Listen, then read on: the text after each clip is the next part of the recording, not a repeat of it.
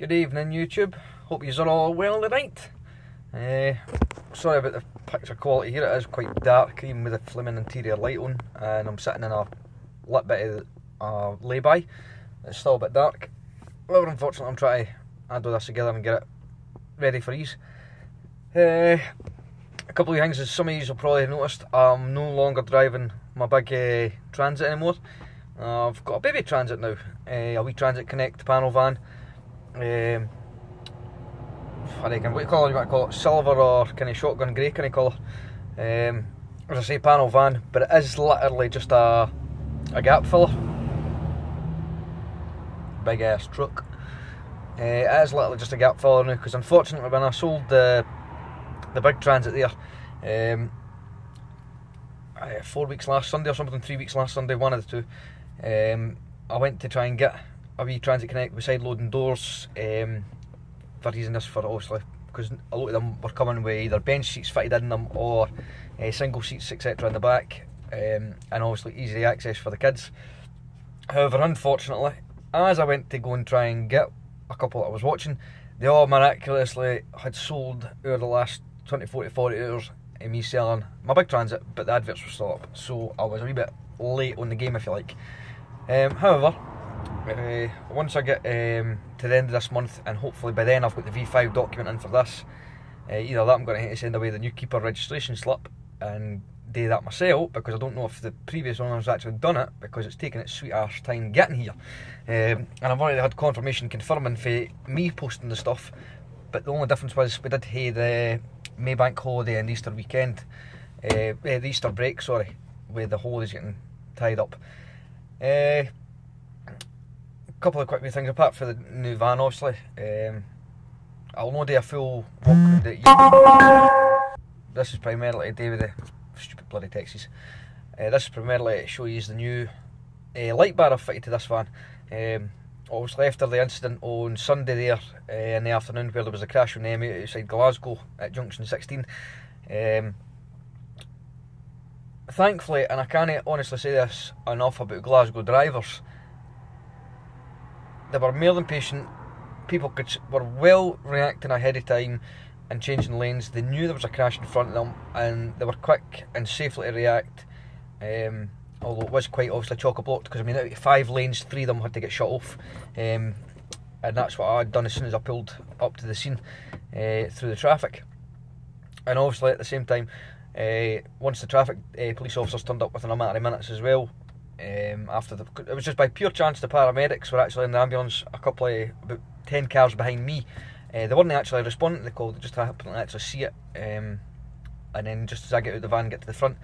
But what really bugged me, and I wasn't even paying attention to it, it was, as you'll see as I draw up at the scene, if you've watched the video clip, there's about 4 cars, something like that, sitting parked up in the middle of the road, in the middle of a motorway, with loads of folk out around the injured party and the passenger seat of the Audi that had been hit for the rear, that was now facing into the oncoming traffic. And I get out and say to the first lassie there that was jumping back in the car, I didn't realise it was actually, she was the passenger in the car, and it was her man that was driving that car when he came across, and I'd asked if she was involved, and she says no. I mean, Christ, they were trying to help, but I mean, as soon as I pulled the van up across the two main lanes, the 2 central lanes if you like, all of a sudden these folk jumped back in their cars, and their cars, they disappeared. And I don't reckon what to make it or say about that, but if you're going to do that, don't bloody, if you're not going to hang about and leave your car sitting or park it somewhere safe and then bugger off and no issue a witness statement or anything like that, then don't stop at all. If you're going to stop, at least stop for the reason that either because you're going to help somebody, or the fact that you were a witness and you can actually do some good about it. I mean, it's pointless just stopping if you can't do anything.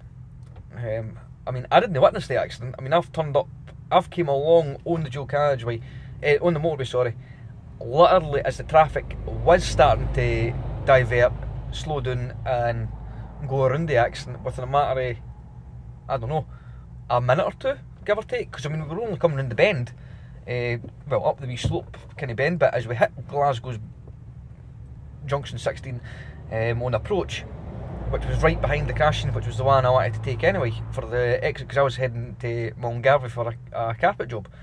But I mean, as you see, I immediately checked. I heard the siren for the ambulance, turned round, I waved the ambulance through to get them in front of the scene. Also, that's why I parked the van so far back. And then immediately went and I said that to the paramedic, I'm going to let you get on with the casualty, I'm going to go and seal off the road and divert traffic here. And with, obviously, once I'd done that, just as I put the last couple of flares out, the paramedic came out at me while I was putting the last couple out and asked if I'd got on a fire extinguisher. Unfortunately, I didn't, because I've not put everything in this van yet. The only thing I've not put in it, I see that, but everything is in the van, apart from a bloody fire extinguisher that's sitting in the house.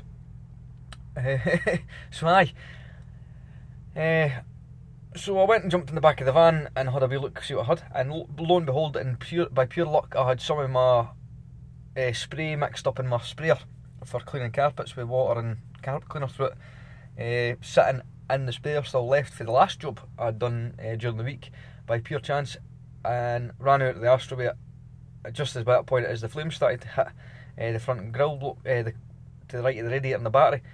But the best part was you couldn't hear the car because of all the passing traffic, but the engine was actually still running, the key was actually still turned on, hence why the car was starting to go on fire. And nobody thought to check the key. That's why you see me jumping into the driver's side door within a minute or two after the male driver had been on to get his car, because I said to him, grab what you're grabbing and get away for the car, mate, before this goes up, if it's going to go up.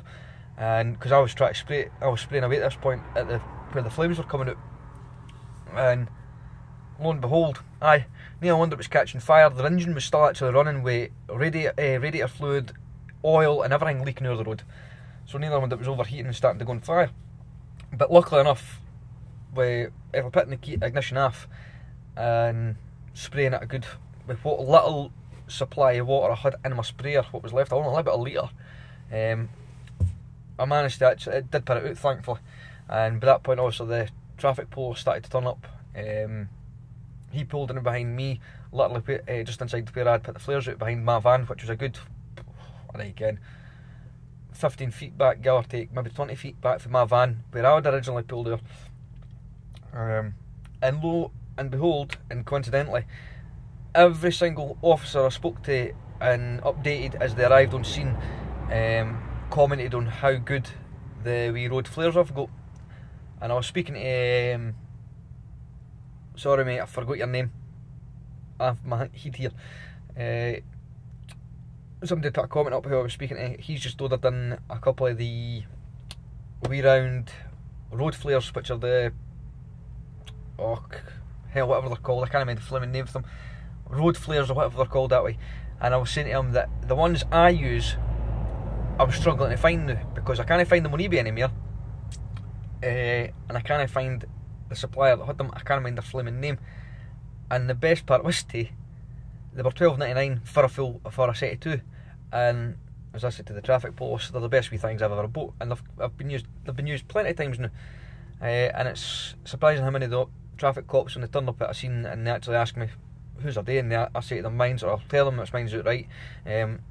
I've marked off the area, whatever, blah blah, and they're like, they're bloody good. Even in daylight you can see them, especially when you're driving your car. Now you can't see them flashing away that great on the camera for the dash cam, but it's surprising how clear and visible they are for just being a wee simple cheap LED flare when you're driving your car and you're approaching it.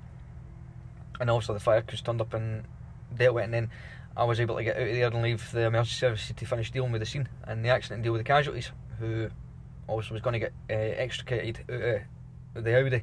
I still didn't know what her injuries were, but I presume she was alright, but it was all precautionary. But aye, now, if you remember the big 1.2 metre light bar I had on the big Transit and the Vivaro to start with, the big light bar I originally had, I had sold that separately as I sold the van. And because of that incident, primarily on Sunday there, and I was saying that to Phone Daft, I feel so flaming naked, for lack of a better description, never mind vulnerable, when it comes to being sat or stopped on a road with just your four hazard lights flashing away, your phone indicators. And I was like, right, I really need to go and get my light bar here. So Gumtree, thankfully, a boy in Motherwell, who's done a bit of recovery work, and he's had a number of vans, he's had different light bars, and he's selling quite a few of them. He's selling, well, the one I've got, he was selling that. Now it's a £500 odd light bar, brand new. Now it's Gen 4 LEDs that are in this. This is what's on a lot of the police cars going about, the Polus cars going about now, in terms of like the Focus Estate, the Astra Estate, the Transit Connect, with these new LAP LED lights. Gen 4 for super brightness, with boost and dim mode settings as well, all built in, and a couple of different flash patterns. Now I'm not using the dim mode, and I'm not using the boost mode. The boost mode takes a hell of a lot, and what that does is takes, instead of putting in, say, maybe like say 1 watt into each LED on the unit, it can boost it up to 3 watts per LED. Now, even at 1 watt now, these new Gen 4 LEDs, Christ almighty, didn't look straight at them because you will go blind. They do certainly mesmerise you quite a bit. They are extremely bloody messages. They're extremely bloody bright for this wee light bar I've got. You'll notice in the video clips that I'm going to upload here, between distances, walk around, and that, showing you the lights and showing you the well, it is a mini light bar, micro light bar. I reckon. Well, what class it is, it's 600mm anyway in length, so it's just over half a metre. But you'll notice the difference in the quality and the light output these things actually produce for brand new Gen 4 LEDs. Well, they're not exactly LEDs, they're LAP LEDs. And it's 1, 2, 3, 4, 8 units of 3 LEDs per unit. So in total, 8 times 3, I've got 24 individual LED lights. And on that note, for that, with the new LEDs that are in this unit, the way they're designed, they refract light without dissipating it, like a diffuser would. The way these LEDs are designed, they independently produce the light over a greater output, which gives you a full 360 without any blind spots or like reduced visibility spots. Like say you get to the corner of the light bar, you would maybe have that slight wee gap or a slight wee breakage or a slight wee diffraction of the light, in terms of it being less powerful as it would be looking at a set it straight on. This gives you the full maximum visibility right round, and it sits nice and flush, and it's nice and aerodynamically designed. The model itself is the Redtronic FX model Bullet Mega Flash. As I say, I checked the price of it, brand new. Brand new, you were talking anywhere between £450 and £550. I managed to get it for £220, and it's only been used a handful of times as a temporary fixed light bar. It's not been a permanent fixed light bar on the guy's vans, which he's done for minor recovery work. And he's got another one there, a Redtronic, with like the newer Gen 3 into the Gen 4 model LEDs, but they're what's the word for it? It's like they're Cree bulbs, wee square Cree bulbs on this other unit he's got for the same price. No just as bright, but far brighter still than the last light bar I had. But this one's more aerodynamically designed in terms of its low profile and its shape.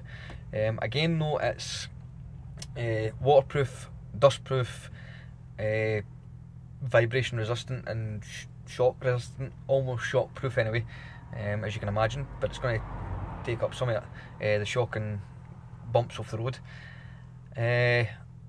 What we did have to do though, it only came with a wire attached to it coming out of the actual control unit, and 6 or 7 wires. No control unit, no nothing. So, onto the website, find out which wire's which. We know which one's live and which one's neutral, obviously. But we had to work out which was the flash pattern for changing the patterns, which is the brown wire. The yellow wire was the dim wire, which allows you, like say, for nighttime usage if you wanted. You could reduce the power by 25%, I think it is, per each LED. The green one was the boost, to increase it from 1 watt output per LED to 3 watt. Is there something else? And your yellow one was also your sync mode. For sync mode obviously being for syncing other lights together into with the light bar, like say your grill lights or something like that. You'd wire them up that way and they'd all be working in sync, or however you'd like them together. What else? But aye, thankfully due to all the spare parts I've gathered over the last 2 years, I would say, between lights and that I've bought, used, sold, etc, etc, and we rag a bit spare bits I've had lying about, I've actually got just the old wee control unit with a flash button for pattern select from the old big LEDs I had that I gave to David for, uses in the back of his van for the grill lights, the white and amber ones that I had way back when I had the wee Nemo and that, if I mind right. I'll actually show you that. On off button, button select, and that's all just wired in. But however, it works, and then we've got the pattern select in that as well. Pardon me. I'm trying to think what else. But as I say, at the end of this wee vlog, I'll give you a wee quick. Well, I'll add the footage in from the light bar at different positions, distance, and show you a couple of the patterns as well. And you can leave your comments and tell us what you think. But you should notice, considering I've recorded it in 4K, you should notice the far superior brightness and light output that these new Gen 4 LEDs produce. So saying least, I'm well pleased, considering I have got a different van, and even in daylight these things are bright, and they catch your eyesight for a good distance off. What's the other thing? Right, aye, finally an update for yous again. We're finally getting somewhere. For Sammy's new. Even though I'm no longer with Sammy, I'm still seeing her and we still talk on a daily basis. But we're just no longer together. She got a letter in on Friday for her insurance company regarding her bump. Oh my God, World War III now kicked off when I heard this. The insurance company sent her a letter out saying that they made contact and got contact from, and a reply from, the offending driver insurance company, right? Now, the letter stated that it was going to be damage only cover, or whatever it is, or personal damage only. Now, however you word it or however it was worded, right? The basic thing is no insurance claims, no insurance payouts, and no insurance dealing, and no claims. Meaning that both parties, i.e. Sammy and the offending driver, oh, there goes my light, I've just burnt it out. That Sammy and the offending driver would cover their own damage repair bill out of their own pocket, with no insurance payout and no insurance dealings it. I didn't even hate to tell Sammy to get back on the phone to the insurance company and say that's not unacceptable. She'd done that and tell the insurance company we're not accepting that. And the insurance company says, right, we're actually writing them an email now, even though we've sent you a letter out and you've confirmed this.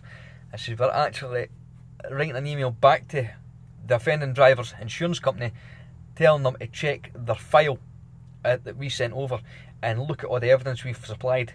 Not to mention that it's still an ongoing police investigation for hit and run. Charges are still to be brought on that side. The police still haven't been done and spoke to the driver yet, but that's not the police's fault. It wasn't like anybody was injured or that. It is just a simple case where they've got to pursue it, and it's no seen as any great emergency that way. It's not like the car was written off for anybody injured personally, or else it would have been dealt with a lot quicker. And they've told the driver, they've told the offending driver's insurance company that we will not accept anything less than her paying Because the fact is, we've provided witness statements, we've provided all the details, we've provided photographs, and we've provided all the police, well, whatever evidence we can in terms of police report. So let's not forget this. I said the fact is, her insurance company and her were chased for 3 weeks solid by the repair company that Sammy's insurance goes through, which is Northgate or whatever it is, which is handling the repairs. 3 weeks solid, that lassie dinged the phone and refused to answer to the repair company. It has now been forced now. The car was away on Monday morning, Monday afternoon. The car went away, Sammy's car, to go and get repaired, my old Nemo that I had. So it's in the garage getting repaired. I have no idea what it's going to cost, or if they're going to hit replace the entire boot or no. I have no idea. I'll update you again once I get more details and find out. And also, they're basically demanding that her insurance pays out, because look at the files, we provide all the details. Our client's car is now in for repair and we are not paying. You will pay. It's not my fault that your client left the fucking scene. At the end of the day, I followed everything in a letter, and I fucking told Sammy what to do, and I went through it all with her. Kicked her ass at the same time because she didn't listen to my advice that I've given her in the past. And look at the time, I mean, that was the 10th of February this accident happened, for Christ's sake. Even though it was a minor bump, but she's the one with the damage. Of course the other lasses don't want to pay out. She's barely got a scratch on her picking car. But the fact is, they just didn't want to pay out, or else they would never have waited 3 bloody months down the line before they finally got a hold of her insurance company. And if she'd really spoke to the police, or that her husband had spoke to the police, pardon me, down in their local area, oh, for God's sake, that coffee's gassy, and vice versa, if they'd really contacted the insurance company and notified them that they'd had a bump, there's a possible claim coming through, then why the fuck did their insurance company no phone Sammy before? Why was it Sammy's insurance repair company phoning them for 3 weeks on the trot? Arrest my case. Point and problem fucking proved. But aye, anyway. So, it's in getting repaired now. We're finally getting there. It's finally getting sorted. A long time, but eventually we'll go there. But aye, the joys of motoring. And on another note, guys, Saturday just passed. Davey's oldest laddie, Dylan, who is a learner moped rider. Well, he's heard his moped. He's had an accident at the weekend there. He's came off a roundabout down in Broxburn, just along the road for where I'm actually now parked up. And basically what we think's happened, he's had a bit of tunnel vision. There was a big massive parade or something on in Broxburn or something like that at the weekend or whatever it was. And there was a lot of emergency vehicles, blue lights and that flashing. And we think he's got a wee bit of tunnel vision, and he's focused on the blue lights up ahead as he came off this roundabout and came onto the straight, and no been looking in front of him basically. So as he's came along onto the straight off the roundabout, he's run into the back of a car and he's went flying off it, off his bike, sorry, and wrecked his bike, shall we say. Thankfully he was wearing noise protective gear, suit and everything, leathers, you name it, Kevlar's True Hours, the best of the best gear. But he is quite sore and tender, as you can imagine, for having quite a wee bit of bump. However, the BMW on that's got relatively minor damage, but his moped is a write off basically. It's fucked in no uncertain terms. But thankfully he's alright. I thought it's just been a rough week, I think, for folk going the roads. Like, there's been a lot of accidents happening. But lo and behold, believe it or no, he's getting back on the bike though. He's away up to Dundee the night with his father to pick up another bike, a new one. So he's certainly been a bit off for his accident. But give credit where it's due. The laddie held his hands up for a young learner, and thankfully it was nothing. It wasn't a serious crash. Although his moped's completely and utterly knackered. But as you can imagine, for all the wee paneling and that, they just all fucking snap and fly off. But thankfully he's alright and nothing major. But anyway guys, right, we're getting a long vlog here. There's been that much to try and remember. I'm going to say goodnight now, guys. Hope you enjoyed this vlog. Please leave any comments, questions, suggestions, anything you want in the comments below. As you know, I always try and reply to every comment and any messages, etc. And hope you enjoy the new light bar, guys. Let us know what you think of it, and I'll see you again soon.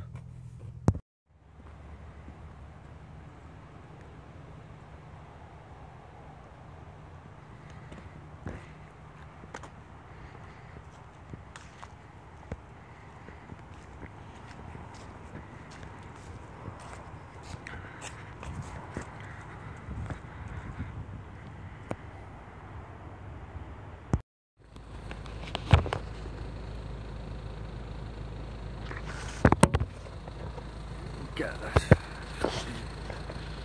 thing for the angle.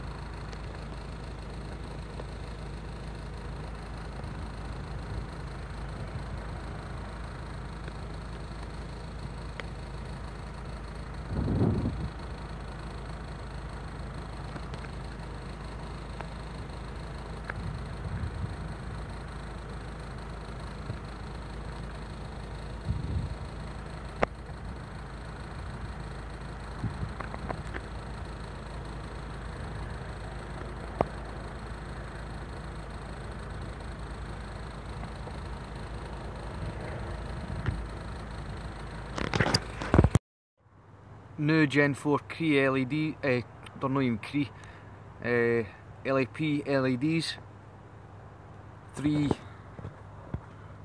LED in each module, and it's 2 modules, one facing directly straight and 2 on each sides, and then one at the front again,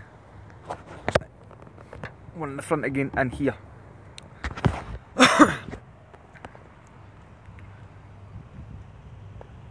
It's all in 16 modules of 3. Sorry, 8 modules of 3, sorry. Donut.